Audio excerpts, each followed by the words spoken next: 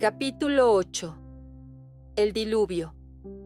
Los descendientes de Set fueron llamados hijos de Dios, los de Caín, hijos de los hombres. Cuando los hijos de Dios se mezclaron con los hijos de los hombres, los primeros se corrompieron, y al casarse con los segundos, perdieron, mediante la influencia de sus esposas, su carácter santo y peculiar, y se unieron con los hijos de Caín para practicar la idolatría. Muchos dejaron a un lado el temor de Dios y pisotearon sus mandamientos, pero unos pocos obraron justamente. Eran los que temían y honraban a su Creador. Noé y su familia se contaban entre los pocos justos que había. La maldad del hombre era tan grande y aumentó hasta un extremo tal que Dios se arrepintió de haberlo creado sobre la tierra, pues vio que su maldad era mucha y que todo designio de los pensamientos de su corazón era de continuo solamente el mal. Más de 100 años antes del diluvio, el Señor envió un ángel al fiel Noé para hacerle saber que no tendría más misericordia de los miembros de la raza corrupta, pero no quería que ignoraran su propósito. Instruiría a Noé y lo transformaría en un fiel predicador para advertir al mundo acerca de la destrucción que se avecinaba, a fin de que los habitantes de la tierra no tuvieran excusa. El patriarca debía predicar a la gente y también construir un arca según las indicaciones de Dios para salvación de sí mismo y su familia. No solo debía predicar, sino que su ejemplo al construir el arca habría de convencer a todos que creía lo que predicaba. Noé y su familia no estaban solos al temer y obedecer a Dios, pero el patriarca era el más piadoso y santo de todos los hombres de la tierra, y a él preservó Dios para que llevara a cabo su voluntad al construir el arca y advertir al mundo acerca de su próxima condenación. Matusalén, el abuelo de Noé, vivió hasta el mismo año cuando ocurrió el diluvio, y hubo otros que creyeron en la predicación de Noé y le ayudaron en la construcción del arca, que murieron antes que las aguas de éste cayeran sobre la tierra. Condenó al mundo por su predicación y su ejemplo al construir el arca. Dios dio a todos los que querían la oportunidad de arrepentirse y volverse a Él, pero no creyeron en la predicación de Noé. Se burlaron de sus advertencias y ridiculizaron la construcción de aquel inmenso navío sobre tierra seca. Los esfuerzos del patriarca para reformar a sus congéneres no tuvieron éxito. Por más de 100 años, perseveró en sus intentos por conducir a los hombres al arrepentimiento y a Dios. Cada golpe que se daba en el arca equivalía a una predicación. Noé dirigía, predicaba y trabajaba, mientras la gente lo contemplaba con asombro y lo consideraba fanático. Dios le dio las dimensiones exactas del arca e indicaciones definidas con respecto a cada detalle de la construcción. En muchos sentidos, no se asemejaba a un navío, sino más bien a una casa cuyo fundamento era como un barco para que pudiera flotar sobre el agua. No había ventanas en las paredes laterales, tenía 3 pisos de altura y la luz que recibía provenía de una ventana que estaba en el techo. La puerta estaba al costado. Los diferentes compartimentos preparados para recibir a los animales estaban construidos de tal manera que la ventana superior los iluminaba a todos. El arca fue hecha con madera de gofer o ciprés, que duraba cientos de años sin deteriorarse. Era una construcción de gran resistencia, que la sabiduría del hombre no podía inventar. Dios fue el arquitecto, y Noé su maestro constructor. Después que el patriarca hizo todo lo que pudo para que cada porción de la obra estuviera bien hecha, era imposible que ésta, por sí misma, pudiera resistir la violencia de la tormenta que Dios en su ira desataría sobre la tierra. La tarea de completar la construcción fue un proceso lento. Cada tabla fue ajustada cuidadosamente y todas sus junturas calafateadas con brea. Todo lo que el hombre podía hacer se hizo para que la obra fuera perfecta. Pero, después de todo, solo Dios podía librar esa construcción de las iracundas y poderosas ondas, por medio de su poder milagroso. Al principio, una cantidad de gente recibió en apariencias las amonestaciones de Noé, pero esas personas no se volvieron plenamente a Dios con verdadero arrepentimiento. Se les dio tiempo antes que llegara el diluvio, durante el cual serían probadas, pero no soportaron la prueba. Las venció la degeneración prevaleciente, y finalmente se unieron a otros que eran corruptos y que se mofaban del fiel Noé y lo escarnecían. No quisieron abandonar sus pecados y continuaron practicando la poligamia y entregándose a la complacencia de sus pasiones corrompidas. Su tiempo de prueba estaba por terminar. Los incrédulos y burlones habitantes del mundo experimentarían una especial manifestación del poder de Dios. Noé había seguido fielmente las instrucciones que el Señor le había dado. El arca se terminó exactamente como el Altísimo lo había indicado. Había almacenado grandes cantidades de alimentos para hombres y bestias, y una vez que todo estuvo listo, Dios ordenó al fiel Noé: «Entra tú y toda tu casa en el arca, porque a ti he visto justo delante de mí en esta generación». Se enviaron ángeles para reunir en los bosques y los campos a los animales que Dios había creado. Iban delante de ellos, y éstos los seguían, de dos en dos, macho y hembra, y los animales limpios en grupos de a 7. Esos animales, desde los más feroces hasta los más mansos e inofensivos, entraron solemne y pacíficamente en el arca. El cielo parecía cubierto de aves de todas clases. Llegaron volando hasta el arca, de dos en dos, macho y hembra, y de las aves limpias en grupos de a 7. El mundo los contemplaba maravillado, algunos con temor, pero se habían endurecido tanto en su rebelión que esa suprema manifestación del poder de Dios tuvo solo una influencia momentánea sobre ellos. Durante 7 días, los animales llegaron hasta el arca, y Noé los acomodó en los lugares que les había preparado. Mientras la raza condenada contemplaba el sol, que brillaba con toda su gloria, y la tierra revestida de una belleza casi edénica, ahuyentó sus crecientes temores con diversiones ruidosas, y mediante sus actos de violencia parecían invocar sobre sí la caída de la ya presente ira de Dios. Todo estaba listo entonces para cerrar el arca, cosa que Noé no podía hacer desde su interior. La mofadora multitud vio un ángel que descendió del cielo, revestido de un resplandor semejante al de un relámpago. Cerró la maciza puerta exterior y emprendió de nuevo su viaje rumbo al cielo. La familia de Noé estuvo 7 días en el arca, antes que la lluvia comenzara a descender sobre la tierra. En ese tiempo, se prepararon para su larga permanencia en ella, mientras las aguas cubrieran la tierra. Fueron días de blasfemas diversiones para la multitud incrédula, puesto que la profecía de Noé no se cumplió inmediatamente después de su entrada en el arca.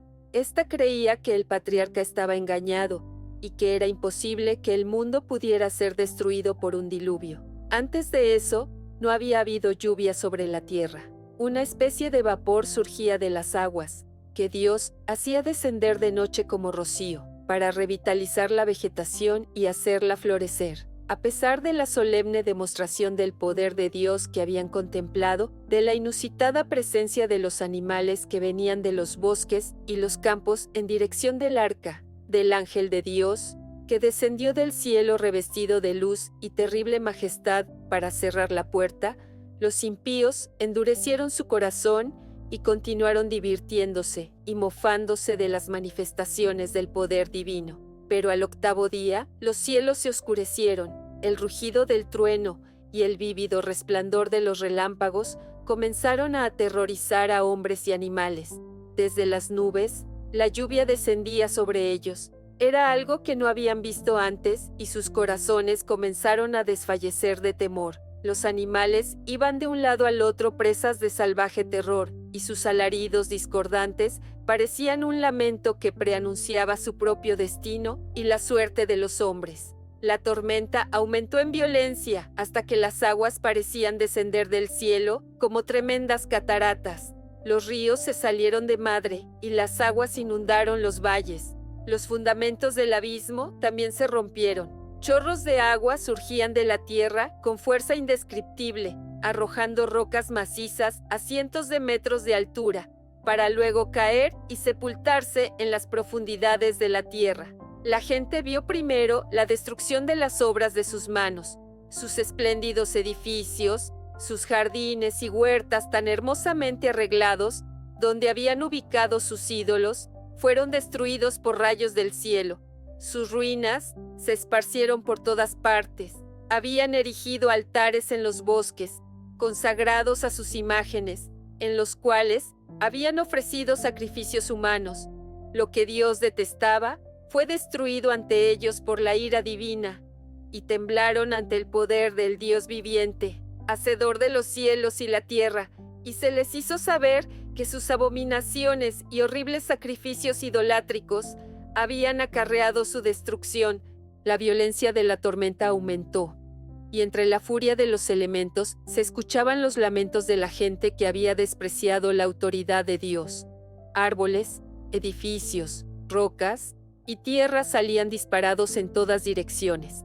El terror de hombres y animales era indescriptible. El mismo Satanás, obligado a permanecer en medio de la furia de los elementos, temió por su vida. Se había deleitado al dirigir a esa raza tan poderosa, y quería que viviera para poner en práctica por medio de ella sus abominaciones y aumentar su rebelión contra el Dios del cielo. Profería imprecaciones contra Dios, acusándolo de injusticia y crueldad. Mucha gente, como Satanás, blasfemaba contra el Señor, y si hubieran podido llevar a cabo los propósitos de su rebelión, lo hubieran expulsado de su trono de justicia. Mientras muchos blasfemaban y maldecían a su Creador, otros, con frenético temor, extendían las manos hacia el arca y rogaban que se los dejara entrar. Pero eso era imposible. Dios había cerrado la puerta, la única entrada, y dejó a Noé adentro y a los impíos afuera. Solo él podía abrir la puerta. El temor y el arrepentimiento de esta gente se produjo demasiado tarde. Tuvieron que reconocer que había un Dios viviente más poderoso que el hombre, a quien habían desafiado y contra quien habían blasfemado. Lo invocaron fervorosamente, pero el oído divino estaba cerrado a sus clamores. Algunos, desesperados, trataron de entrar a la fuerza en el arca, pero esa firme estructura resistió todos sus embates. Otros se aferraron a ella hasta que los arrebató la furia de la corriente, o las rocas y los árboles que volaban en todas direcciones. Los que habían despreciado las advertencias de Noé y habían ridiculizado al fiel predicador de la justicia, se arrepintieron demasiado tarde de su incredulidad. El arca se sacudía y se agitaba vigorosamente. Los animales que estaban dentro de ella expresaban mediante diferentes sonidos su temor descontrolado. Sin embargo, en medio de la furia de los elementos, la elevación del nivel de las aguas y las violentas arremetidas de árboles y rocas, el arca avanzaba con seguridad. Algunos ángeles sumamente fuertes la guiaban y la protegían de todo peligro. Su preservación a cada instante de esa terrible tempestad de 40 días y 40 noches fue un milagro del Todopoderoso. Los animales amenazados por la tempestad acudieron a los hombres, pues preferían estar cerca de los seres humanos, como si esperaran que ellos los auxiliaran. Algunos ataron a sus hijos a fuertes animales e hicieron otro tanto consigo mismos, pues sabían que éstos lucharían por su vida y treparían a las cumbres más altas para huir de las aguas que subían. La tempestad no moderó su furia, sin embargo. Las aguas, en cambio, aumentaron de nivel más rápidamente que al principio.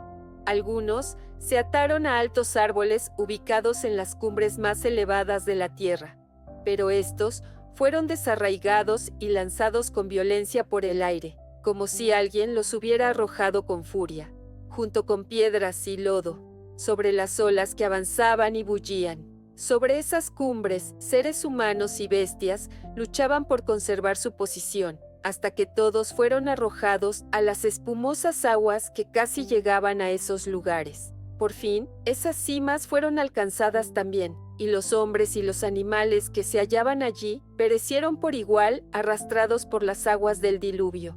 Noé y su familia observaban ansiosamente el descenso de las aguas. El patriarca deseaba salir y pisar tierra firme nuevamente. envió un cuervo que salió del arca y volvió. No recibió la información que deseaba, y entonces envió una paloma, la cual, al no encontrar dónde posarse, regresó al arca. Después de 7 días, soltó de nuevo una paloma, y cuando vieron la rama de olivo en su pico, los 8 miembros de la familia se regocijaron mucho, pues habían estado por largo tiempo en el arca. Nuevamente descendió un ángel y abrió la puerta. Noé podía sacar la parte superior, pero no podía abrir lo que Dios había cerrado. El Señor habló con Noé por medio del ángel, que abrió la puerta, y ordenó a su familia que saliera del arca con todos los seres vivientes que había en ella. Noé no se olvidó de Dios, que los había protegido tan bondadosamente. Enseguida, erigió en cambio un altar y tomó de todos los animales limpios y las aves limpias, y los ofreció en holocausto sobre él para manifestar así su fe en Cristo, el gran sacrificio, y su gratitud a Dios por su maravillosa protección. La ofrenda de Noé ascendió a Dios como un dulce aroma. La aceptó y bendijo a Noé y a su familia. De esta manera, se enseñó una lección a todos los seres que habrían de vivir sobre la tierra. Cada vez que se manifiesta la misericordia y el amor de Dios hacia nosotros, lo primero que deberíamos hacer es agradecerle y rendirle culto con humildad. Y para que el hombre no se atemorizara cuando viera agolparse las nubes y cuando lloviera, y para que no estuviera constantemente afligido con el temor de otro diluvio, Dios bondadosamente animó a la familia de Noé mediante una promesa: estableceré mi pacto con vosotros, y no exterminaré ya más toda carne con aguas de diluvio, ni habrá más diluvio para destruir la tierra. Y dijo Dios: esta es la señal del pacto que yo establezco entre mí y vosotros, y todo ser viviente que está con vosotros, por siglos perpetuos. Mi arco he puesto en las nubes, el cual será por señal del pacto entre mí y la tierra. Y sucederá que cuando haga venir nubes sobre la tierra, se dejará ver entonces mi arco en las nubes. Estará el arco en las nubes, y lo veré, y me acordaré del pacto perpetuo entre Dios y todo ser viviente, con toda carne que hay sobre la tierra. ¡Qué condescendencia de parte de Dios! ¡Qué compasión con el hombre falible! Fue poner el hermoso y multicolor arco iris en las nubes como prueba del pacto del gran Dios con el hombre. Ese arco debía manifestar a todas las generaciones el hecho de que Dios destruyó a los habitantes de la tierra mediante un diluvio a causa de su gran maldad. Era su propósito que cuando los niños de las generaciones sucesivas lo vieran en las nubes y preguntaran por qué se extendía por los cielos ese magnífico arco, sus padres se refirieran a la destrucción del mundo antiguo por medio del diluvio, porque la gente se había entregado a toda clase de impiedad, y las manos del Altísimo le habían dado forma y lo habían colocado en el cielo como señal de que Dios nunca más enviaría las aguas de un diluvio sobre la tierra. Ese símbolo que aparece en las nubes debe confirmar la fe de todos y afianzar su confianza en Dios, pues es una prueba de la misericordia y la bondad divinas hacia el hombre, y que aunque el Señor se vio obligado a destruir la tierra por medio del diluvio, su misericordia sigue envolviendo el planeta. Dios dijo que se acordaría del hombre cuando viera el arco en las nubes. No debemos entender que alguna vez se iba a olvidar de él.